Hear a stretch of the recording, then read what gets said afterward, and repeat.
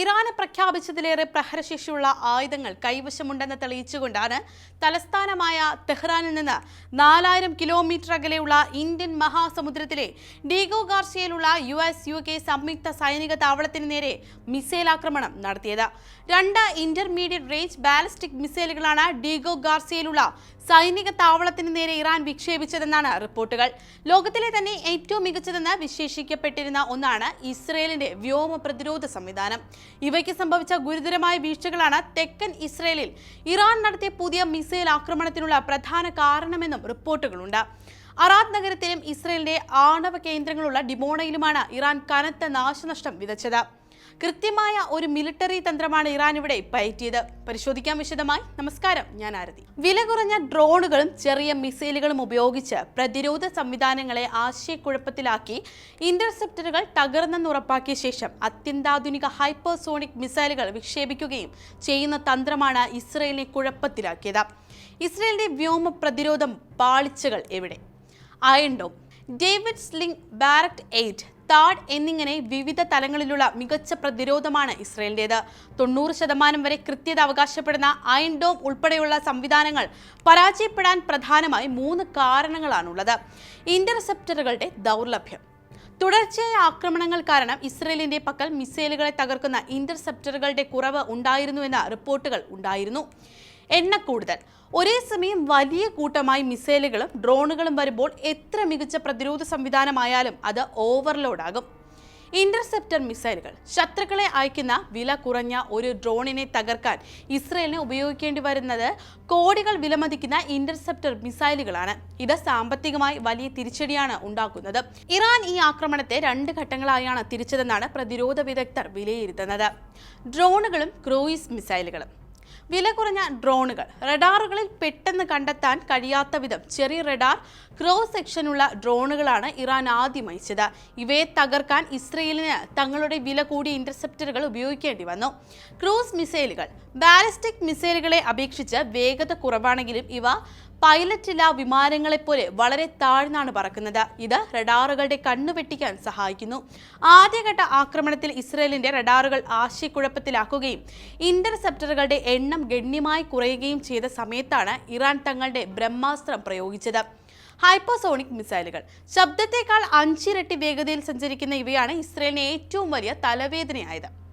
HGV സാങ്കേതികവിദ്യ. ഫത്ത 2 മിസൈലുകളിൽ HGVs ഘടിപ്പിച്ചിട്ടുണ്ട്.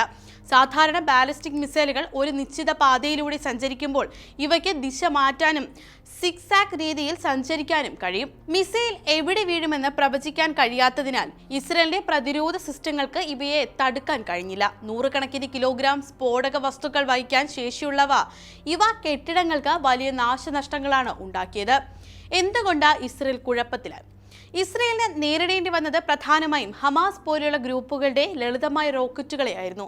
Iron ഡോമിന് അത് എളുപ്പത്തിൽ തകർക്കാൻ കഴിഞ്ഞിരുന്നു. എന്നാൽ ഇറാൻ ഇപ്പോൾ പ്രയോഗിക്കുന്നത് വില കുറഞ്ഞ ആയുധങ്ങൾ ഉപയോഗിച്ച് ഇസ്രയേലിന്റെ വിലയേറിയ പ്രതിരോധ കവചം ദുർബലമാക്കിയ ശേഷം ഹൈപ്പർസോണിക് ആയുധങ്ങൾ ഉപയോഗിച്ച് കൃത്യമായ ലക്ഷ്യങ്ങളിൽ ആക്രമണം നടത്തുക എന്ന തന്ത്രമാണ്.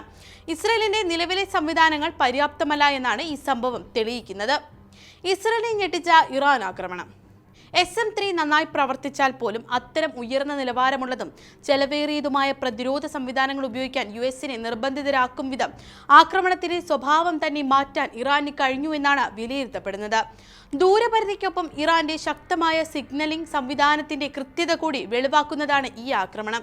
US സൈനിക താവളത്തെ ലക്ഷ്യം വെച്ചത് സുപ്രധാന ചുവടുവയ്പാണെന്നും ഇറാന്റെ മിസൈലുകളുടെ പരിധി ശത്രു മുമ്പ് സങ്കല്പിച്ചതിലും അപ്പുറമാണെന്നാണ് ആക്രമണം കാണിക്കുന്നതെന്നുമാണ് ഇറാനിയൻ വാർത്താ ഏജൻസികൾ വിശേഷിപ്പിച്ചത്. യൂറോപ്പും ഇറാന്റെ വലയത്തിലെന്ന് തെളിയിക്കുന്ന ആക്രമണം.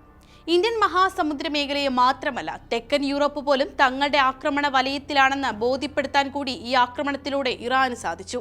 നേരത്തെ തങ്ങളുടെ ബാലിസ്റ്റിക് മിസൈലുകളുടെ ആക്രമണ പരിധി 2000 കിലോമീറ്ററായി പരിമിതപ്പെടുത്തിയിട്ടുണ്ടെന്നാണ് ഇറാൻ പറഞ്ഞിരുന്നത്.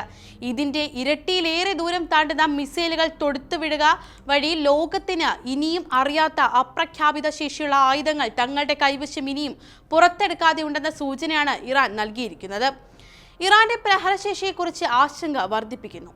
US ഉൾപ്പെടെയുള്ള ശത്രു രാജ്യങ്ങൾക്ക് ഇറാന്റെ പ്രഹരശേഷിയെക്കുറിച്ചുള്ള കടുത്ത ആശങ്കയാണ് പുതിയ ആക്രമണം സമ്മാനിച്ചിരിക്കുന്നത്. ഇന്റർമീഡിയറ്റ് റേഞ്ച് ബാലിസ്റ്റിക് മിസൈലിനോട് കിടപിടിക്കുന്ന സംവിധാനങ്ങൾ ഇറാൻ പരീക്ഷിച്ചിട്ടുണ്ടെന്ന് തെളിയിക്കുന്ന ആക്രമണം US-നും ഇസ്രയേലിനും കടുത്ത സൈനിക സമ്മർദ്ദം സൃഷ്ടിക്കുമെന്ന കാര്യത്തിൽ സംശയമില്ല. മധ്യദൂര ബാലിസ്റ്റിക് മിസൈലിനും ഭൂഖണ്ഡാന്തര ബാലിസ്റ്റിക് മിസൈലിനും ഇടയിൽ 3500 മുതൽ 5500 കിലോമീറ്റർ വരെ ദൂരപരിധിയുള്ള ബാലിസ്റ്റിക് മിസൈലാണ് IBRM. ആണവായുധങ്ങൾ വരെ വഹിക്കാൻ ശേഷിയുള്ളവയാണിത്. തങ്ങളുടെ മിസൈൽ പ്രതിരോധ സംവിധാനം പുനർനിർണയിക്കാൻ ഇസ്രയേൽ ഉൾപ്പെടെയുള്ള രാജ്യങ്ങളെ ആക്രമണം നിർബന്ധിതരാക്കും. പശ്ചിമേഷ്യയ്ക്ക് പുറത്ത് ആദ്യ ആക്രമണം. സംഘർഷം തുടങ്ങിയ ശേഷം ഇറാൻ പശ്ചിമേഷ്യയുടെ പുറത്തേക്ക് നടത്തിയ ആദ്യ ആക്രമണമാണ് ഇന്ത്യൻ മഹാസമുദ്രത്തിലെ ചാഗോസ് ദ്വീപുകളിലെ ഡീഗോ ഗാർഷ്യയിലെ US സൈനിക താവളത്തിന് നേരെയുള്ള ആക്രമണം. ഇതോടെ ഇന്ത്യൻ മഹാസമുദ്രം കൂടി സംഘർഷ മേഖലയായി മാറിയിരിക്കുകയാണ്. അമേരിക്കൻ സേനയുടെ തന്ത്രപ്രധാന കേന്ദ്രങ്ങളിലൊന്നായ ഇവിടെ ന്യൂക്ലിയർ അന്തർവാഹിനികൾ, ദീർഘദൂര ഹെവി ബോംബറുകൾ, നിരീക്ഷണ വിമാനങ്ങൾ തുടങ്ങിയ സംവിധാനങ്ങളെല്ലാം സജ്ജീകരിച്ചിട്ടുണ്ട്. US-ന്റെ ഇറാഖ്, അഫ്ഗാൻ ആക്രമണങ്ങളിൽ ഈ സൈനിക കേന്ദ്രം നിർണായക പങ്ക് വഹിച്ചിരുന്നു. ഏതായാലും അമേരിക്കയും ഇസ്രയേലും പ്രതീക്ഷിക്കുന്നതിനേക്കാൾ അപ്പുറം വളരെ വേഗത്തിലാണ് ഇറാൻ സഞ്ചരിക്കുന്നത്. ഇനിയും യുദ്ധത്തിന്റെ ഗതി മാറാൻ സാധ്യതയുമുണ്ട്.